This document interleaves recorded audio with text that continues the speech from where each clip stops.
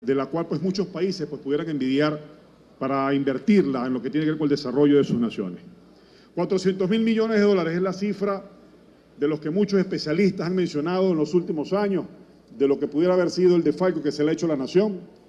Y cuando usted habla de esta cifra, se encuentra entonces que esto pasa por el desfalco que se le hizo a Petróleos de PDVSA, debatido y discutido aquí en el año 2016, las adjudicaciones de los distintos contratos, debatido también acá en el año 2017 por el caso de Odebrecht, o por qué no decirlo, lo de Sencoex, los CLAP, entre otros, que han traído como consecuencia lo que hoy tenemos nosotros en las calles del país.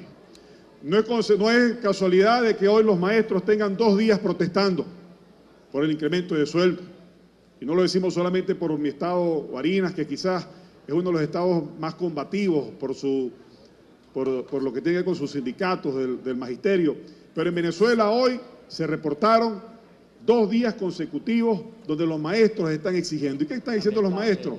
Aumento de salario. Pero eso pasa con todos los sectores públicos de la vida nacional.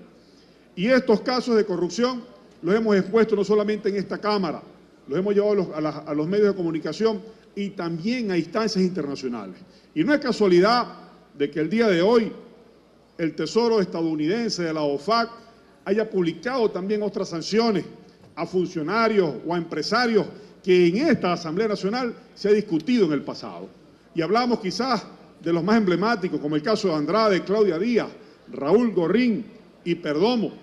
Y por qué no decirlo también acerca de otras empresas que acá también se ha discutido y se ha debatido sin ningún tipo de tapujo. El caso, por ejemplo, de Globovisión. Forman entonces esto parte de lo que ha sido un debate que se ha dado en esta Asamblea Nacional y que nosotros hemos emprendido desde que en el año 2016 la única institución que es capaz de ejercer el control público sin ningún tipo de control del Poder Ejecutivo es este Poder Legislativo. Pero resulta imperativo de que en Venezuela se decrete, sí, como se reconoce a nivel internacional, la crisis humanitaria, cosa que el gobierno desconoce. Y esto ha traído como consecuencia la corrupción que nos ha heredado esto, hospitales sin insumos, sin equipamientos, un éxodo forzoso de los venezolanos y el hambre y la miseria que hoy en día tiene el pueblo venezolano enmarcado, imbuido. Pero aquí entonces hemos escuchado sobre escandalosos casos de corrupción que se llevan en todo el mundo y no vemos que pueda existir la parcialidad o el equilibrio de los poderes que el Poder Ejecutivo ha designado. ¿Y hablamos de quiénes?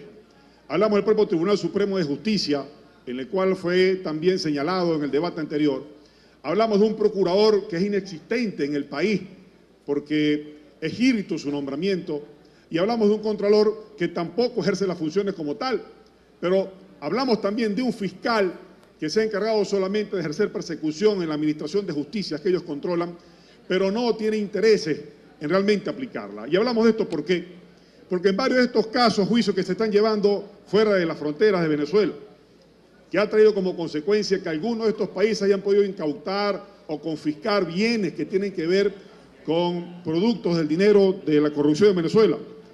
Estos señores han hecho en algún momento el reclamo, repatriación de estos activos o incluso de algunos personajes como el caso de Claudia Díaz. Y nosotros lo hemos dicho acá en esta plenaria, que si estos reconocieran a estos señores que administran justicia en el país y regresaran a Venezuela parte de estos activos, estarían contribuyendo de nuevo a la misma corrupción, a los originarios que han llevado al país a todo esto y no estaríamos haciéndole ningún favor al pueblo venezolano y a la crisis humanitaria que tenemos en la actualidad. Y nosotros hemos desarrollado varias propuestas y una tiene que ver entonces con el acuerdo que hoy traemos a esta Cámara y que queremos que sea discutido, o en este caso al final del día, pues ya aprobado por la plenaria, que tiene que ver precisamente con la creación o el acuerdo de la creación de un fondo de recuperación de activos producto de la corrupción. Ciertamente, en semanas pasadas, antes de finalizar el periodo legislativo del 2018, aquí empezamos la segunda discusión de la ley de recuperación de activos producto de la corrupción. Pero es necesario, de acuerdo a lo que se está llevando a cabo, señor presidente y junta directiva, de lo que se desarrolla en el mundo, en los próximos días, en los Estados Unidos, se va a tomar una decisión en cuanto a un juicio que se le hace a este señor Rincón por un tema de hechos de corrupción sobre la energía eléctrica. Lo que acaba de suceder en España también, y lo más recientemente que discutimos acá, que tenía que ver con el caso de Andrade, Claudia Díaz, entre otros. Y estamos en un estado de indefensión. No existe en este momento quien pueda atender estos casos o hacer la exigencia por parte del Estado venezolano. Y entendiendo nosotros lo que nos compete, por lo que el pueblo venezolano en el 2016 nos dio esta responsabilidad, más el reconocimiento de toda la comunidad internacional, entonces la creación de este fondo, en compañía y con el apoyo político y legal de otras naciones, de que en todos estos países donde se estén haciendo este tipo de juicios, tengan entonces la posibilidad de congelarlos, estos activos, para que sean regresados a Venezuela el día de mañana.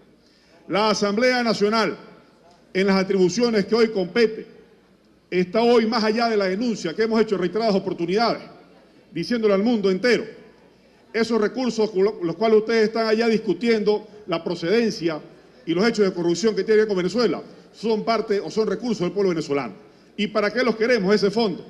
Para que cuando exista Estado de Derecho, podamos nosotros acudir a ellos de manera inmediata. Y cuando usted no consigue en el hospital el insumo, o cuando el equipo médico en el hospital usted lleva a su hijo, a su madre, o a algún familiar no sirve, bueno, es para que cuando exista Estado de Derecho en este país, podamos echarle mano lo más pronto posible. Es para que eso que se ha confiscado en otras naciones, cuando ustedes escuchan que 18 apartamentos se confiscan, o yates, o casas, es que podamos nosotros hacernos de ellos lo más pronto posible en la recuperación de Venezuela. Y entonces vamos en dos direcciones, en la discusión política, en la transición, pero otra que tiene que ir acompañada con la acción, y tiene que ver entonces con que nosotros detectemos, ubiquemos rápidamente dónde están esos recursos del pueblo venezolano, para entonces proceder a ese fondo, para que ellos vayan a este fondo y nosotros poder entonces echarle mano a esto para la recuperación del país. De esto se trata este acuerdo, señor presidente, colegas diputados.